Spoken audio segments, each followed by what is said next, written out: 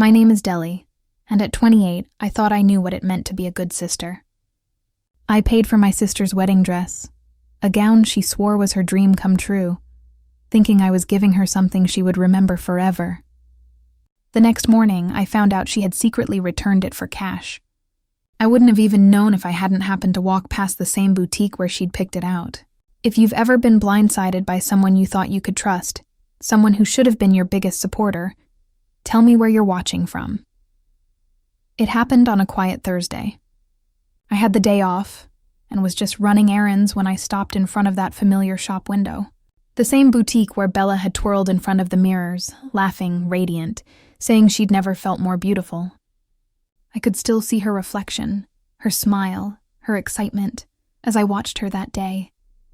I had worked extra shifts for months, skipped my own plans, saved every dollar just to buy her that gown. She said it was perfect. It's everything I've ever wanted, she told me. And in that moment, I believed her. I had no reason to go inside the store that day, but something drew me in anyway. Maybe nostalgia, maybe pride. The woman behind the counter recognized me immediately. "Oh, hello. You must be happy she found something she truly loves," she said brightly. I smiled, assuming she meant the dress we'd bought together. "Yeah," I said. She was over the moon about it. The woman hesitated, her smile faltering. "Right. I just wasn't sure if she told you." My stomach tightened. "Told me what?" "She came in first thing this morning," the woman said slowly. "Returned the gown. We don't usually offer refunds, but she said there was an emergency, so we made an exception." For a second, I couldn't speak. The words didn't make sense. "Returned it?" I blinked, trying to process. "Did she exchange it for another dress?" The woman shook her head. "No, she just asked for the refund in cash." The floor seemed to tilt under my feet. My throat went dry. My sister, who had cried tears of joy in that very mirror, had gone back less than 24 hours later and traded the dress for money. She said it was for unexpected expenses, the woman added quietly. We felt bad for her. I nodded numbly, mumbled a thank you, and walked out of the store. My hands were trembling as I pulled out my phone. I opened Bella's social media, hoping there was some kind of misunderstanding. Maybe she'd changed her mind for a good reason. Maybe something had gone wrong. But the first post I saw stopped me cold. A boomerang video. Bella laughing, cocktail in hand, sunshine streaming behind her. Caption: "Much needed getaway." My heart dropped. I scrolled down. Another post. Her standing on a white sand beach, blue ocean stretching endlessly behind her. A luxury resort tagged. It didn't take a genius to figure it out. She had used my money. The money I had earned working myself to exhaustion, to fund her vacation. I stood on the sidewalk, my chest tight, phone clutched in my hand. The noise of the city blurred around me. I could still see her face in my mind, smiling when I'd handed her the receipt, saying, "You're the best sister in the world." Maybe she'd meant it. Maybe she hadn't. I called her, no answer. I texted, nothing. I tried to tell myself not to assume the worst. Maybe there was an explanation. But the longer I stood there, the clearer it became. The boutique didn't give cash refunds unless it was an emergency, which meant she had lied, and not just to them, to me. I started walking, my anger rising with each step. Before I knew it, I was standing in front of my parents' house, knocking on the same door I'd grown up behind. My mom opened it, smiling until she saw my face. "Deli, what's wrong? Is Bella here?" I asked, trying to keep my voice steady. Mom frowned. "No, she's on vacation." "Didn't she tell you?" Something in me broke. "Vacation?" I said, my voice shaking. "Mom, I bought her wedding dress. The one she said was her dream. She returned it for cash and used it for a trip." My mom's face barely changed. "Oh, that," she said with a sigh. "She mentioned something about changing her mind." "She didn't change her mind," I snapped. "She took the money and spent it like it was nothing." Mom frowned. "Deli, it's not a big deal. She needed a break. You know how stressful weddings can be." I stared at her, stunned. "Not a big deal? I worked extra hours to pay for that dress, Mom. I did it because I wanted to do something nice for her." She waved a hand dismissively. It's her wedding, sweetie.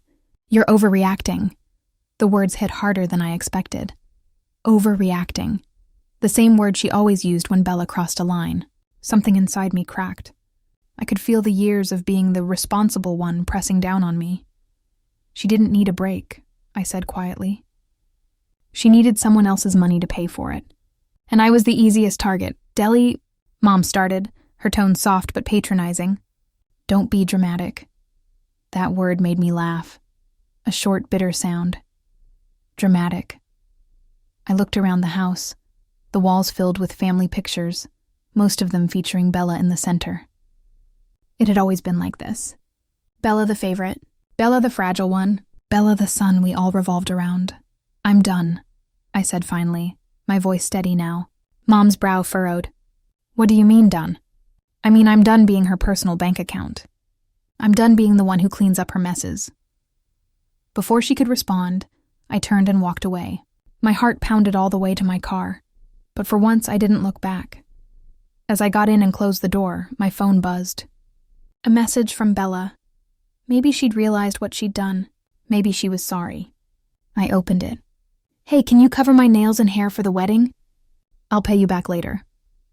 I stared at the screen, speechless. My fingers tightened around the phone until my knuckles ached. Then, without a word, I locked it and dropped it on the passenger seat. For the first time in my life, I ignored her. The drive home was silent. My thoughts spun in circles. The refund, the posts, my mother's shrug, the text. And beneath it all, a hollow ache that I couldn't shake. I wasn't even surprised. That was the part that hurt most. When I parked, I didn't get out right away. I just sat there, staring at my reflection in the dark window, thinking about all the times I'd been told. That's just how she is. That sentence had followed me my whole life. When we were little, Bella got the new toys and I got the hand-me-downs. When she spent her allowance too fast, our parents told me to share mine. When I got my first job at 16, they said, "She's younger, Deli. Buy her something nice." And when she turned 16 herself and demanded a car, guess who they came to? "Deli, you've been working longer," Mom had said. It wouldn't hurt to help her. I said no that time. The first and only time. Bella cried, screamed that I didn't love her, and Mom said the line that's burned into my memory. "She's your sister. Don't you want her to be happy?" Of course I did. I always did. That's why I helped her when she moved out, when she overspent, when she made bad decisions and needed rescuing. I was the backup plan, the fixer, the dependable one. When I graduated college, I wanted to take a trip before starting my new job. Something just for me. I had saved for it for years. Then Bella got her first apartment, far beyond what she could afford, and my parents came asking again. "You can go next year," they said. Next year never came. Something else always came up. For Bella, it always did. And sitting in that car, phone still silent beside me, I finally realized she hadn't just returned a dress. She had returned every ounce of respect I'd ever given her. And this time I wasn't going to buy it back. It wasn't just money either. Whenever Bella got into trouble, I was expected to drop everything and help. The time she failed a class in college and needed tutoring. I had to drive to her campus twice a week after my own work hours. The time she got into a fight with her roommate. I let her crash at my place for months while she figured things out, paying all the extra bills without complaint. And every single time when I got frustrated, when I even hinted that I was tired of always putting her first. My mother said the same thing. That's just how she is. As if Bella being selfish was a fixed fact of life. Like the weather. Something I just had to accept. And I had for years. I had accepted it because I thought that was what family did. But now sitting in my car staring at my phone, I finally let myself ask the question. I had never dared to before. Why was it my job to make sure Bella never faced consequences? Why was it always me? Why did I have to sacrifice while she got to live freely, spending recklessly, traveling, having fun? And why was I the bad guy? The second I dared to question it, I let out a shaky breath and put my phone face down, refusing to look at her text any longer. For the first time in my life, I didn't feel guilty about ignoring her. I went inside my apartment, but I couldn't settle my thoughts. Wouldn't stop. So, I pulled out my laptop, not even sure what I was looking for. I opened up my bank statements. I don't know why I had never done it before. Maybe because I didn't want to see it, but I started adding things up. Everything I had ever given to Bella. Rent help, car payments, bills, shopping treats when she wanted something but didn't want to spend her own money, wedding deposits I had helped with. And then, of course, the wedding dress. I stared at the final number, my breath catching in my throat. It was more than I had in my savings. I felt sick. I had been so careful with my money, thinking I was responsible, thinking I was being smart. But I had let thousands slip through my fingers, all for her. And she still wanted more. I shut the laptop in for the first time. I admitted to myself something I had spent years refusing to believe. Bella didn't love me the way I loved her. Not really, because love wasn't using someone. Love wasn't taking and never giving back. And love wasn't throwing away someone's hard work without a second thought. Then asking for more the next day. I had spent my whole life believing that if I just gave enough, Bella would appreciate me. But she never would, because she never had to. I had spent years making sure she never felt the consequences of her actions. Maybe that was why. She didn't even hesitate to return the dress. She thought I would always be there to fix it. But no, I wasn't so sure. The next morning, I woke up to missed calls and more messages from Bella. At first, I didn't even check them. I knew exactly what they would say. Some version of, "Hey, can you help me with this?" Or Deli, "I really need always needing, always taking." But this time I wasn't in the mood to be guilt into anything. I got up, made myself coffee, and sat at the kitchen table, staring at my phone like it was some kind of test. And for once I wasn't going to fail it. I finally opened the messages. "Bella, hey, so you called, what's up?" She had ignored my call from the day before. "Bella, can you help me pay for my hair and makeup trial? It's more expensive than I thought." Deli, then an hour later. "Bella, are you seriously ignoring me?" Then a missed call. Then another message. "Bella, why are you being like this?" I took a deep breath. Then for the first time in my life, I typed exactly what I was thinking. Me. "I'm not paying for anything else, Bella. I worked hard for that dress, and you turned it into vacation money. I'm done." The message is sent. I put my phone down and waited. It took less than a minute for the dots to appear. "Bella. OMG. Are you seriously mad about that?" My jaw clenched. "Bella, I just changed my mind about the dress. It's not like I threw the money away. Me? You used it for a trip, Bella. So what? I needed the break, and it's my wedding. Shouldn't I get to decide what's important to me?" I stared at the message, the sheer entitlement in it. There wasn't even an ounce of guilt. I took a shaky breath and forced myself not to explain, not to justify my feelings. "Me? That money wasn't yours to spend, and I'm not giving you any more." Silence. Then another missed call. Then another message, "Bella. Wow, I can't believe you're acting like this, over a stupid dress." And that was when I knew without a doubt that I was making the right decision. I put my phone on silent and got ready for my day. A few hours later, my mom called. I debated ignoring it, but figured she'd just keep trying, so I picked up. She didn't even say hello before sighing loudly. "Deli, what is going on between you and Bella?" I closed my eyes, already exhausted. She knows exactly what's going on. Well, she's really upset. "Good," I said flatly. Mom gasped like I had just committed a crime. "Deli, that's your sister. She says you're refusing to help her with the wedding now. Is that true?" I almost laughed, refusing to help Mom. I already bought her a dress, and she turned it into spending money for herself. "I've done enough," she said. She just changed her mind. Then she should have told me before taking my money. I snapped. She lied. She looked me in the face and let me believe I was doing something nice for her. Then she ran off to the beach with the money instead. There was silence on the other end. Then me mother sighed again. "You know how she is." That sentence, that awful, infuriating sentence. I felt my hands clench into fists. "And you know what, Mom? I don't care anymore." My voice was firm, steady. "I'm not her ATM. I'm not putting her first at my own expense anymore. I'm done." My mom clicked her tongue like I was a child throwing a tantrum. "So you're just going to punish her?" Over one little mistake, I let out a sharp laugh. "One mistake, Mom. Do you even hear yourself? She's been doing this her entire life, and you always defend her." "She's your sister," she repeated. Like that was supposed to justify everything. Then maybe she should start acting like it. Silence, then a much colder voice. "If you don't help her, don't expect her to help you when you need it." I almost choked on my own breath. Help me? When has Bella ever helped me? And then I realized my mother actually believed Bella had been the victim here. Like I was cruel for not giving her more money. Like Bella was the one being mistreated. Something inside me snapped into place. This was never going to change. No matter what Bella did, my parents would always defend her. No matter how much I gave, it would never be enough. But I didn't have to play along anymore. I exhaled slowly. I hope she has a great wedding, Mom. But I won't be paying for it. And I hung up. My hands were shaking. But my chest felt lighter. For the first time in years, I had set a boundary and I wasn't backing down. For the next few weeks, Bella kept trying to act like nothing had happened. She sent casual texts. He tagged me in memes. Then she switched tactics, trying to guilt me.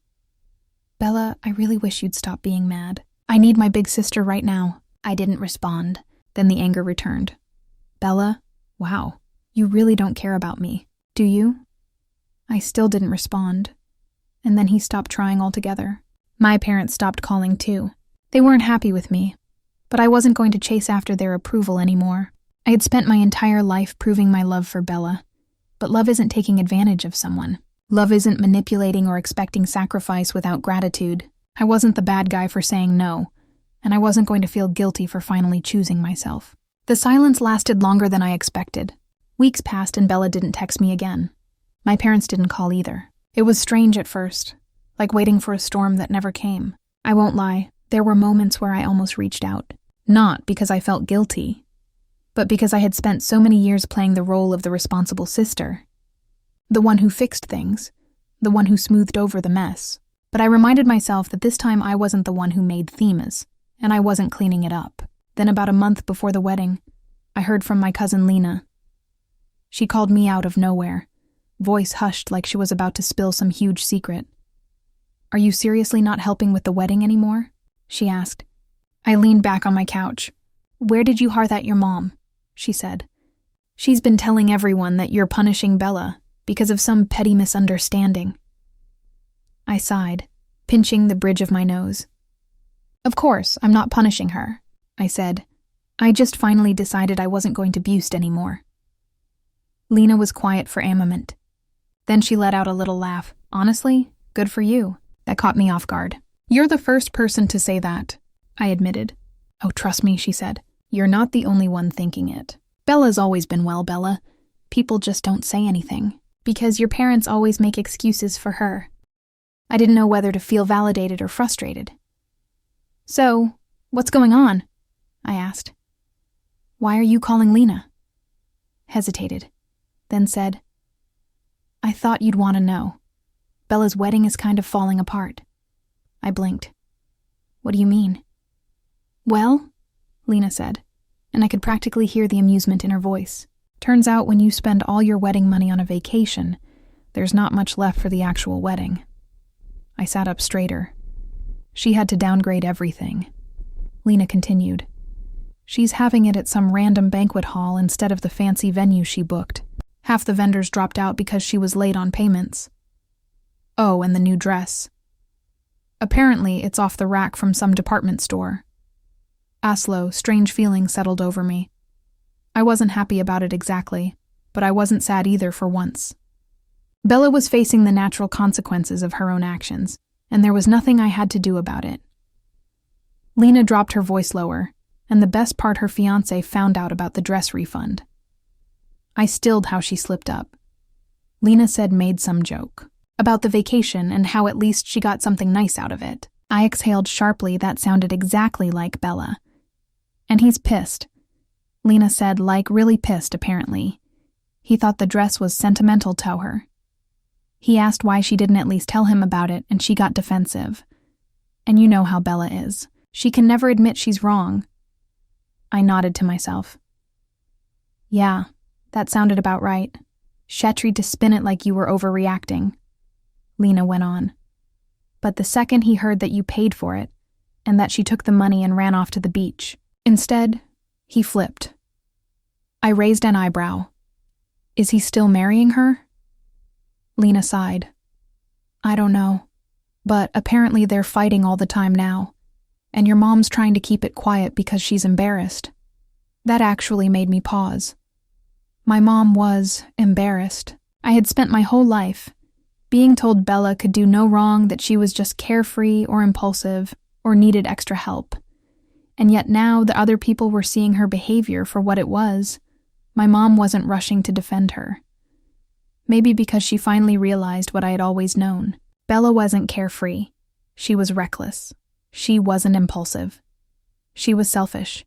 And she didn't need help. She expected it. And now that no one was swooping in to fix things, she was finally seeing what life was like when she had to handle the consequences on her own. "Are you going to the wedding?" Lena asked. I thought about it. I hadn't even RSVP'd, but I already knew my answer.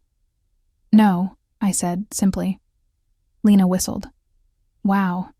You really are done, huh?" I smiled a little. "Yeah," I said, realizing it was true. "I really am." The wedding happened, and it was from what I heard a disaster. Not in a dramatic, explosive way. Just disappointing. Bella didn't get the elegant magazine-worthy wedding she had imagined. She didn't get the designer dress, the fairy tale venue, or the over-the-top decor she had bragged about. Her fiancé didn't leave her, at least not yet. But people said they barely spoke at the reception. He looked tense, unhappy, and Bella. She got exactly what she paid for, or rather exactly what she didn't pay for. The whispers started immediately. "I thought she had this big, fancy venue booked. Why does the food look so cheap? Didn't Deli buy her dress? What happened to it?" It turned out when you build your entire personality around, making everything look perfect, people notice when things suddenly fall apart, and for once, I wasn't the one left scrambling to fix it. After the wedding, I got one last text from Bella. "Bella, I can't believe you didn't show up. You really don't care about me at all. Do you?" I stared at the message for a long time. Then finally I responded, "Me. I cared about you enough to stop letting you use me. You just don't like that kind of love." I hit send. She didn't reply. Maybe she finally realized I meant it. Or maybe she was just too busy dealing with themes she had made. Either way, it wasn't my problem anymore. And for the first time in my life, I felt completely, wonderfully